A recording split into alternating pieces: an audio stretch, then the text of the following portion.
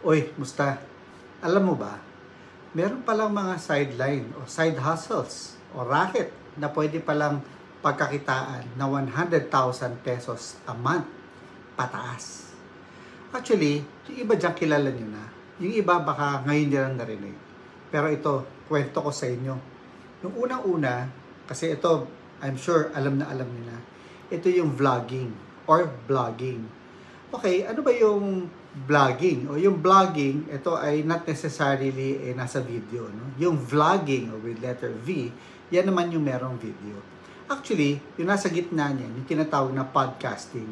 Pero, among the three, yung vlogging o yung video ginagamit, meron ng platforms dyan na pwede ka kumita na 100,000 pesos and up.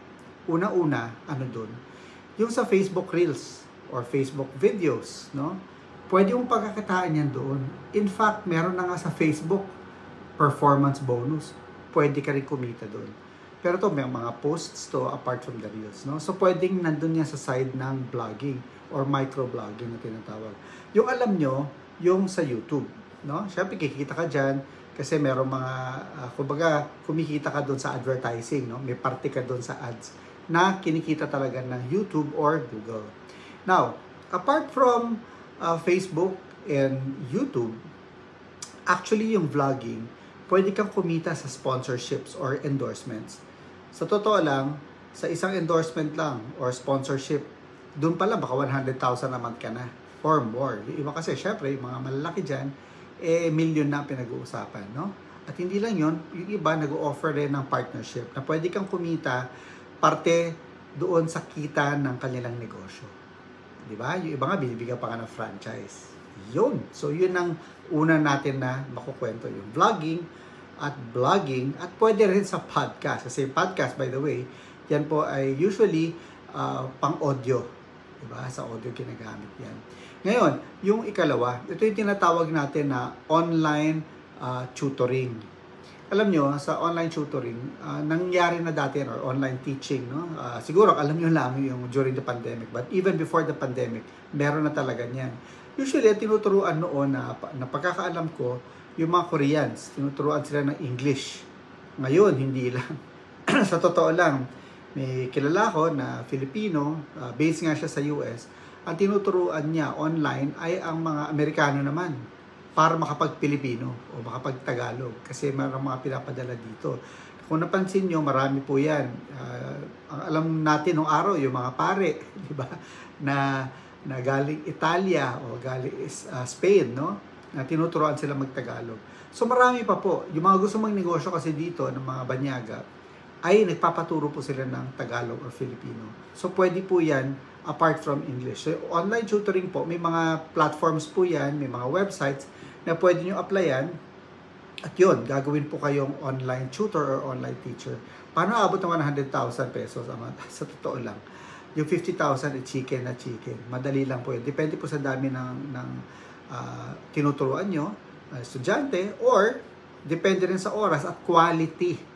Diba? Kasi kung yung mga high-end, katulad ng kunwari, tuturo kayo ng mga English sa mga diplomats, for example, o yung mga executives, malaki pong bayad dyan per hour at dollars po yan. Di ba?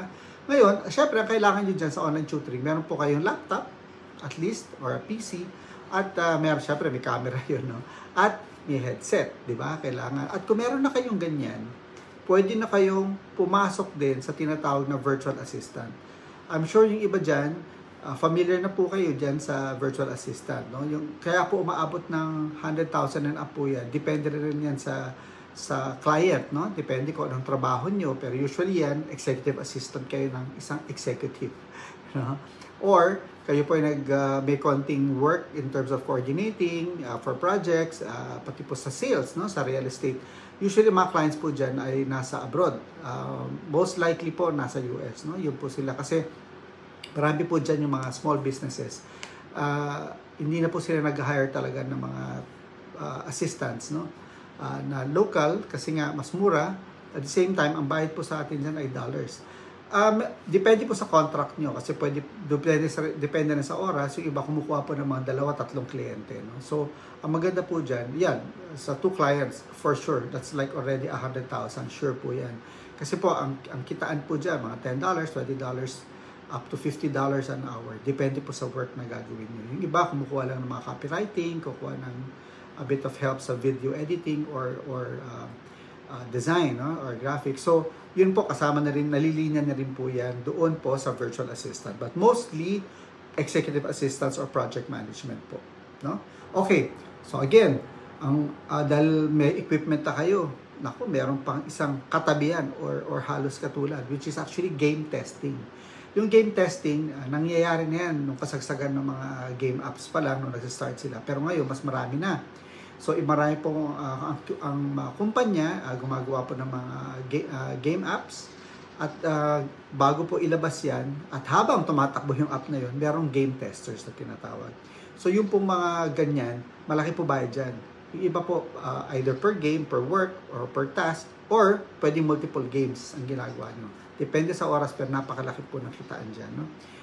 Kung di ako nagkakamali, ang minimum po dyan is like $30-50 an hour. So, sure na sure po yan na aabot na 100,000 pesos a month. Kung at least dalawang kliyente meron kayo dyan. Pero yung iba dyan na mas kilala na mga games, doon pa lang po, parang kumikita na sila ng $2,000 and up, no? Per month. Okay, so, ang isa pa na medyo katabi niyan, mas grad ng konti, yung tinatawag na remote work consolidator. No?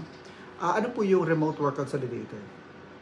Ito po, pwedeng either meron pong mga work na nakukuha as virtual assistant or as online tutoring. Pero normally hindi naman ganun. Pero usually online work, including game testing. No? Ang gagawin po niyang mga yan, pupunta po sa mga different platforms na may mga sideline o racket na tinatawag or projects. No? Ang ginagawa po ng mga consolidators, kukunin po lahat ng mga yon at ibinabato po, fina-farm out o ina-outsource po yan. Sila lang po nakaharap at marami po silang mga projects na hawak. Doon po, definitely, it's beyond 100,000. So, may kilala po ako, kumikita na po siya na almost 1 million pesos a month, no? Just because of consolidating those type of work. So, parang dating mo na dyan, nasa bahay ka na lang, pero parang kang agency na tinatawag, no?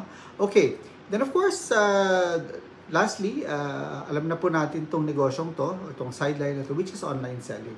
Pero meron po isang part na online selling na baka hindi nyo pa alam. No? Yung online selling na ito po yung tinatawag na resellership. No? Kasi meron po yung iba, either they're a distributor of a product here locally, or sila naman ang manufacturer. Ginagawa po nung mga ibang kilala kong nag-online selling po ay nagre-resell po sila. Maganda po sa reselling kasi wala ka namang kailangang puhunan talaga masyado dyan. No? Halos wala. Pero kung malaki na yung stocks mo, gusto mo na nagsa-stock ka na, yun, medyo mamumuhunan ka. No? Pero by that time, malaki na kinikita mo. Yung ibang ginagawa nila, pupunta nga yan doon sa mismong kumpanya na nagbebenta. Pwede nga nag-auction, kunwari nagpupunta ka sa Japan. Diba? Nandun ka mismo sa store. Nagbebenta ka ng relo, bag, jewelry, etc. No? So, iba naman, mga personal care items. No? Mga from pabango, from mga pang-makeup, lipstick, and all those things. So, yun po, most likely, karamihan po dyan na nakikita sa TikTok ay mga resellers po yan. Ang mga main store niyan, pwedeng nasa Lazada or Shopee or others. No? So, ang maganda po dito, ang online selling po ay nag-mature na merkado. So, bukod dun sa sarili mong tindahan, nagre-resell ka, at the same time, may kasama na rin component yan na video. No? So, tandaan po natin. So, I'm sure bukod po dito sa 6 na nabanggit ko, marami pa pong iba. Pero ito po ang pinaka pundasyon na pwede niyang gamitin at wala po tayong excuse na wala po tayong paraan para po kumita. Dahil itong mga sinabi ko po sa inyo, sa totoo lang, halos wala po talaga puhunan. Kundi ang skill, ang talent, at pagtsatsaga, at most especially ang pagdarasal. Have faith, mga kaibigan, mga kapatid. No? And yun lang po. And I hope you keep on following this channel. God bless.